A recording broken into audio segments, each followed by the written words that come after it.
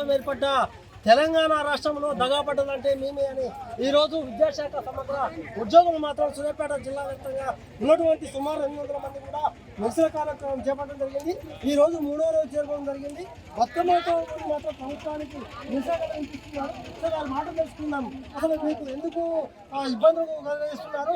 గత ప్రభుత్వం కావచ్చు, ఈ ప్రభుత్వంలో కావచ్చు, మీరు ఎందుకు వెనకబడ్డారు? వారి మాటలో తెలుసుకుని చెప్పండి మేడం. అసలు మీకు జరిగిన అన్యాయం ఏంటి? మాకు ఇప్పుడు ఏమవుతుందంటే అండి, మేము 12 సంవత్సరాల నుంచి చేస్తున్నాం సార్. 18 సంవత్సరాల నుంచి కూడా చేసిన వాళ్ళు ఉన్నారు. అయితే ఏం చేస్తారు అంటే మాకు ఏప్రిల్ 23వ తారీఖు నాడు తీసేస్తాం. తీసేసిన తర్వాత నెక్స్ట్ ఇయర్కి మాకు ఉద్యోగం ఉందా లేదా అన్న ఒక సందిగ్ధంలో ఉంటాం మేము ఎప్పుడు కూడా. అది కొనసాగుతూనే ఉన్నది. కానీ ఇప్పుడు రేవంత్ రెడ్డి గారు వచ్చిన గత ప్రభుత్వంలో కూడా మేము అడిగాము, హామీ ఇస్తామన్నారు, కానీ మమ్మల్ని పట్టించుకోలేదు. కాకపోతే ఆయన కాంగ్రెస్ గారి ప్రభుత్వంలోనే మాకు నియామకం అయింది. మళ్ళీ కాంగ్రెస్ ప్రభుత్వం వచ్చింది కాబట్టి మాకు చాలా సంతోషం. చేస్తారన్న ఇంకా రేవంత్ రెడ్డి గారు హామీ కూడా ఇచ్చారు. మేము ధర్నా చేస్తుంటే ఇస్తాం, మీకు ఇస్తాము, అది టీ తాగేంతలోపు ఇస్తామని కూడా అన్నారు. రెగ్యులర్ చేస్తామన్నారు. గుర్తించండి సార్, మేము ఇంతమంది కుటుంబాలను చిన్న చిన్న పిల్లల్ని కూడా పొద్దున టెన్షన్గా ఉరికొచ్చినాం. అసలు ఎక్కడ ఏమన్నా అవుతుందో ఏమో, జస్ట్ ప్రాణం పోవటానికి 1 నిమిషం చాలు. కానీ మారుమూల గ్రామం నుంచి మేమందరం కదిలి వచ్చినాం సార్. రెగ్యులర్ చేయండి, మాకు అది ఒక్కటే డిమాండ్, మమ్మల్ని రెగ్యులర్ చేయాలి. మాకు ఏది వద్దు, రెగ్యులర్ చేసి మా యొక్క జీవితాలను నిలబెట్టండి.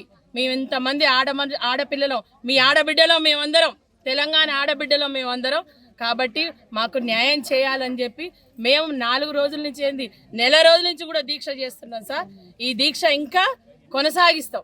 మాకు రెగ్యులరైజ్ చేసి సంతకం పెట్టినాకనే ప్రొసీడింగ్ వచ్చి హామీ సంతకం పెట్టిన తర్వాతనే మేము విరమిస్తాం. ఓకే మేడం, ఇప్పుడు ప్రజాపాలన అని చెప్పినట్టు కాంగ్రెస్ ప్రభుత్వము గత ప్రభుత్వం వచ్చేటువంటి పనులు మేము చేస్తామని మీకు హామీ ఇచ్చారు, ఓట్లు కూడా దండుకున్నారు. కానీ ఇప్పటివరకు 11 నెలలు గడుస్తున్నా కూడా మీ మాట తప్పుతున్నారు. మీ భవిష్యత్తు కార్యాచరణ ఏ విధంగా ఉండబోతుంది సార్? మరి హామీ నిలబెట్టుకుంటారని అనుకుంటున్నాం సార్. మేము రేవంత్ రెడ్డి గారు దయాశీలి, దయాగుణం ఉన్నవారనే మేము చూసినాం.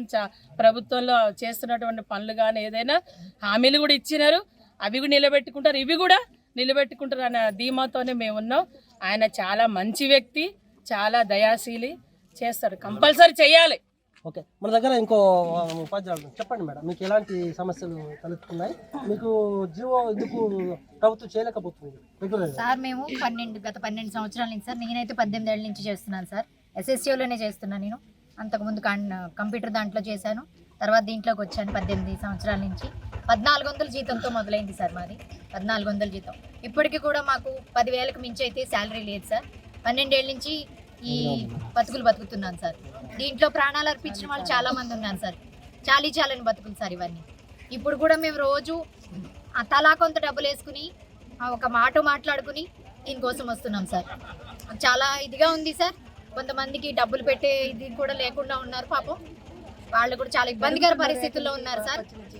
మా డిమాండ్లు వెంటనే పరిష్కరించాలి సార్. ఒక్కటే డిమాండ్ మాదందరిది కూడా.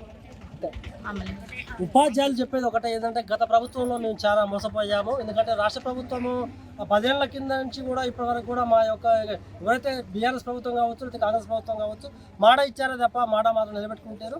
గత 10 సంవత్సరాల్లో కూడా బీఆర్ఎస్ ప్రభుత్వము ఏనాడు కూడా మా ఎందుకు దయ చూపలేదు.